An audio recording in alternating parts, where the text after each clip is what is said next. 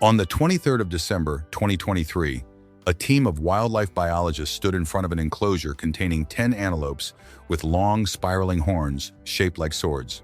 The animals had arrived about 6 weeks earlier in specialized transport crates, and today they were going to be released into the wild not to be abandoned, but to help save the hottest desert in the world. After being absent from this region for half a century, these rare and endangered antelopes did not seem excited to return. The landscape before them had changed. There were no green grasslands, no flowing rivers, and no human assistance waiting for them. They hesitated, overwhelmed with fear. Some suddenly charged forward in a panic, while others remained completely still, cautiously sniffing the ground. Everyone breathed a sigh of relief, but no one dared to call the release a success. 1 year earlier, they had brought back a giant flightless bird after it had disappeared from the region for more than half a century. The world knows relatively little about these animals, but everyone should be grateful for the ways they shape and support the environment. Many more ecosystem engineers will be brought here in the near future. What happened to this place, and why, instead of planting trees, are conservationists releasing animals to save the desert? Here is the story. In the middle of the Sahara, the hottest desert in the world, there was once an oasis called Ennedi, a vast sandstone maze recognized by UNESCO as a World Heritage Site because of its deep canyons. From above, you might believe this land is dead, but inside the canyons, rainwater is still trapped in natural rock pools known as gueltas. These pools hold water year-round, supporting plants, wildlife, livestock, and around 30,000 people who travel through Ennedi each year. But over time, as more people discovered this oasis, guns, motor vehicles, poaching, and wars caused many of the rare species capable of surviving in such a dry environment to disappear from Ennedi. These included addax, scimitar-horned oryx, dama gazelles, North African ostriches, and lions. Even the desert crocodile, one of the toughest creatures in the region, has been reduced to only about 10 individuals. Across an area nearly the size of Slovakia, life became hauntingly scarce. The oasis had not completely vanished, but it had become the enormous empty shell of a world that was once magnificent. Restoring this place is absolutely necessary. Besides its rare wildlife, Ennedi is also home to a unique heritage found nowhere else on Earth, but we will return to that later. The most common, simple, and inexpensive way to restore a desert is to plant trees. But no, Ennedi does not need that. It still has 526 plant species, water in its canyons, and more than 200 species of birds. What this place needs are ecosystem engineers to complete the food chain, but not beavers, water buffalo, or bison, because they could not survive in such a dry environment, and choosing the wrong species could create an invasive species problem. Scientists spent more than 10 years conducting careful research and developing a detailed plan to select each species. Which animals did they choose? We will find out in the next section. Can you believe that someone with a master's degree in mathematics and physics would give up the prestige of city life to return to the desert? That person is Isaka Gani-Gwerki, director of the Ennedi Natural and Cultural Reserve. Do you remember the 10 terrified antelopes from the beginning of the story? Before they ever arrived here, conservationists from African parks and Sahara Conservation had already selected another rare animal, the North African ostrich. This giant, flightless bird once ruled Ennedi, with more than 1,500 individuals living here during the 20th century. But human gunfire eventually wiped them out, leaving behind only faded images on ancient rock paintings. By 2018, fewer than a dozen wild ostriches remained across the Sahara. It was a stark and painful local extinction. To reverse the situation, a great kidnapping mission began. Why call it a kidnapping? Because scientists could not choose adult ostriches, these enormous birds could panic so violently during capture that they might break their bones.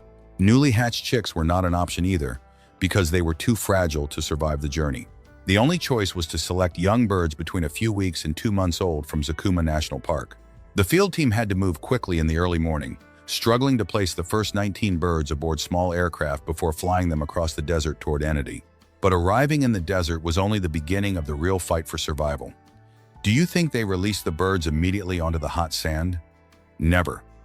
Young ostriches are extremely vulnerable during their first 3 months of life. The chicks were placed in specially designed enclosures that limited their contact with humans. The enclosures also had nighttime shelters to protect them from the cold winter temperatures. The birds were vaccinated and fed a balanced diet of corn, beans, peanuts, and plants found within the reserve. Thanks to this careful treatment, most of them survived that critical first year. They did not merely survive, they grew stronger and began to dance.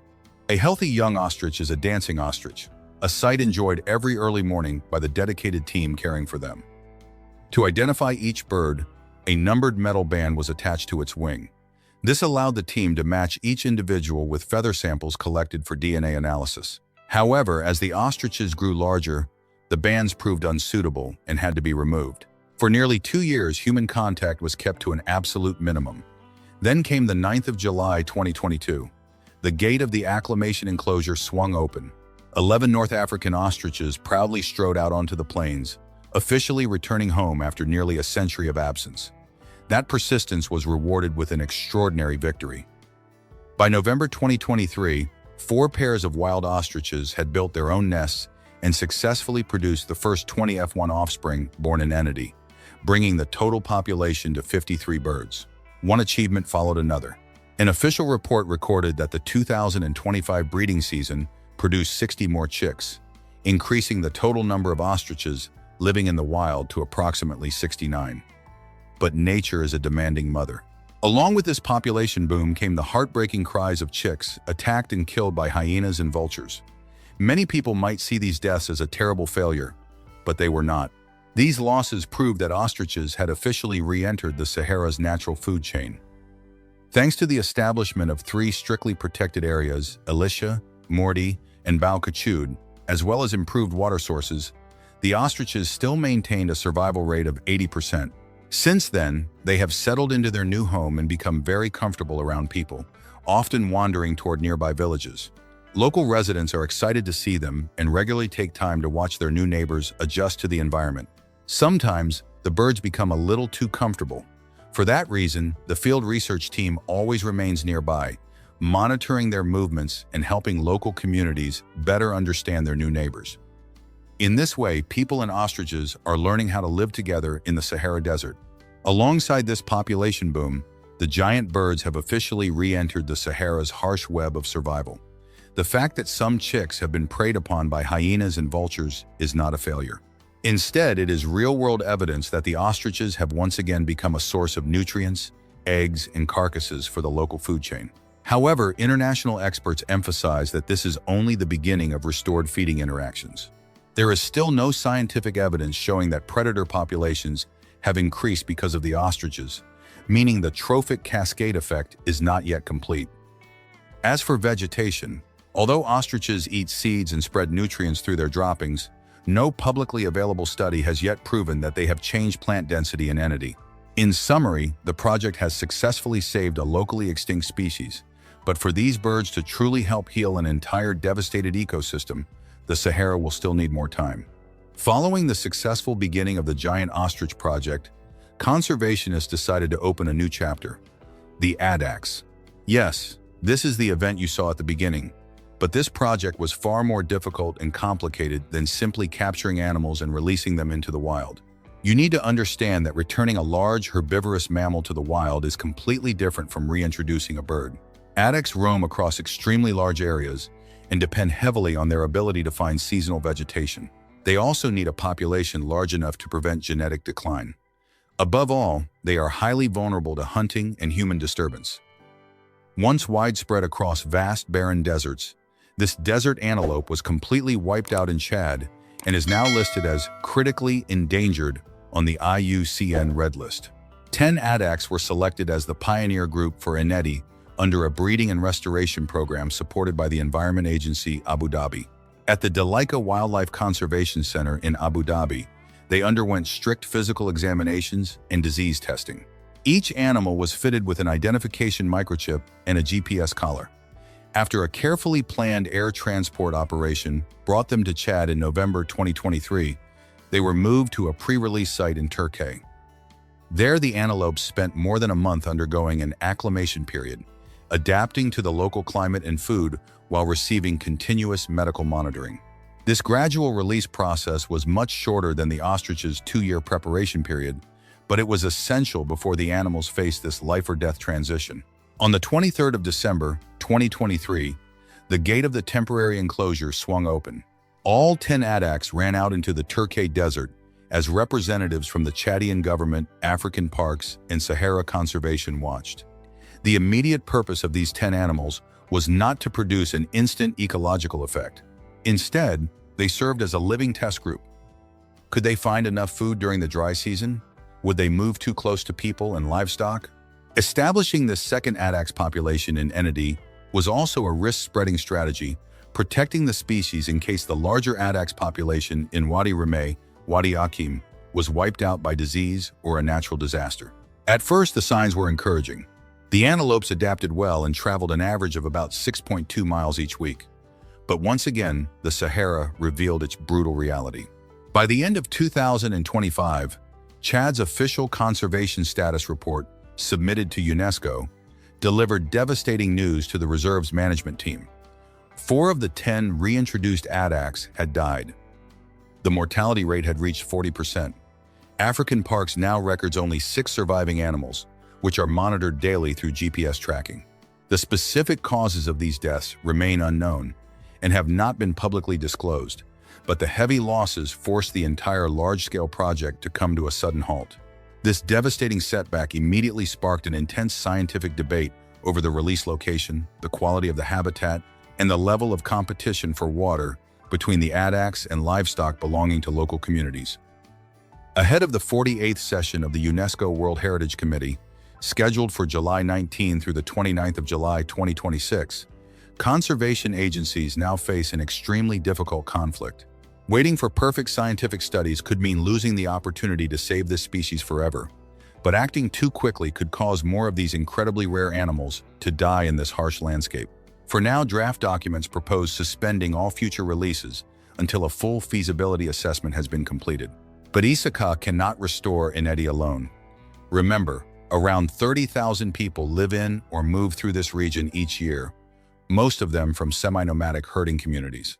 They lead camels, goats, and cattle through the same valleys, grasslands, and water sources that wildlife depends on for survival. To them, addax and ostriches are not unfamiliar animals. They once appeared in the memories of elders, in local legends, and on ancient rock walls. That is why the project cannot simply push local people out of the landscape. To rebuild that connection, reserve managers organized 7 meetings in 2024 based on the principle of free and informed consent, allowing communities to discuss and share land use rights. African Parks is now the second largest employer in the entire Ennedi West province. In 2024 alone, the organization helped operate 10 schools, paid the salaries of 13 teachers, and supported the education of 349 students, including 91 girls. A mobile education vehicle reaches more than 1,500 people each year, while 45 women have taken part in literacy and gardening programs. In return, local residents have become the eyes and ears of the reserve. They protect water sources, report wildlife sightings, and help give Ennedi's former inhabitants a chance to return home. However, while the massive rewilding projects for ostriches and addax were beginning to show early signs of success, scientists were forced to confront another major threat facing Ennedi's native wildlife: genetic decline. At Guelta d'Arkai, one of the harshest hidden rock pools in Ennedi, a unique population of West African crocodiles is still barely holding on. They did not arrive here aboard specialized aircraft. They are resilient survivors that became trapped thousands of years ago, when ancient river systems dried up and the Sahara turned into a lifeless desert. But according to an urgent warning from the IUCN, these last 10 crocodiles are now facing a death sentence called inbreeding. Their severe isolation within a confined area, the serious lack of data on their genetic diversity, and intense competition for water from thousands of livestock belonging to semi-nomadic communities, combined with pressure from tourism, are steadily destroying their chances of survival. Faced with this reality, African Parks was forced to sign an emergency agreement with local representatives to strictly protect the Guelta d'Arkai ecosystem. This is a final and extremely difficult effort to balance human livelihoods with the need to preserve a living link to the ancient Sahara before the crocodile's bloodline disappears completely because of genetic deterioration. Despite these challenges, we cannot deny the remarkable transformation taking place in Ennedi. Thanks to the dedication of 14 ecological monitors, critically important species such as North African ostriches, addax, Dorcas gazelles, Barbary sheep, and West African crocodiles are being closely monitored around the clock through GPS tracking, camera traps, and expanded patrols. The greatest achievement is that the North African ostrich has truly returned, breeding successfully across multiple seasons and producing a fully wild F1 generation that is beginning to restore interactions within the food chain. Strictly protected areas such as Alicia, Morty, and Bao Kachud have been firmly established, encouraging local communities to become more deeply involved in managing the landscape. The recovery of nature, combined with an invaluable cultural heritage, is transforming Ennedi into a destination with enormous potential for ecotourism and archaeological exploration. This region is home not only to rare wildlife but also to a vast ecological memory. By 2025, archaeologists had identified 1,921 archaeological sites, including rock carvings, ancient burial grounds, and evidence of prehistoric metalworking. In 2025 alone, 27 archaeological expeditions discovered 408 new sites, using 3D scanning technology and carbon, 1,4 dating to identify medieval settlements. These ancient rock paintings serve as a historical map, helping experts understand how the Sahara's landscape has changed over thousands of years. Looking toward the near future, the massive project led by African Parks and its international partners still has a long road ahead. Although the vegetation has not fully recovered and grazing pressure remains a serious concern, a long-term plan is already in place. After the painful lesson of losing 4 addax, any future wildlife releases will have to address a series of difficult questions involving water availability, genetic diversity, and the amount of time animals need to adapt. However, the vision for the future is now irreversible. Strengthen the ostrich population, preserve the genetic future of the West African crocodile, and possibly reintroduce the legendary scimitar-horned oryx as the next species. The Sahara may still appear barren, but through careful scientific action, Ennedi is gradually reclaiming its original spirit. In conclusion, bringing Ennedi back to life has been anything but easy. It has required sweat and tears in the heart of the scorching Sahara. Countless obstacles still lie ahead, from the brutality of nature and the risk of inbreeding to the life-or-death lessons learned from the addax herd.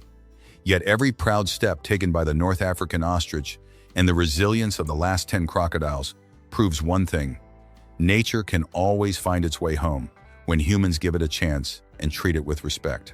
This is not simply a battle to save a devastated ecosystem. It is also an effort to reclaim thousands of years of human cultural heritage from the deadly grip of the desert. This gamble of the century will require a great deal of time and the calm, careful judgment of scientists. What do you think about the chances of survival for these ghosts of the desert? Leave your thoughts in the comments below and subscribe to the channel today so you do not miss the next breathtaking updates from this massive effort to heal the Sahara.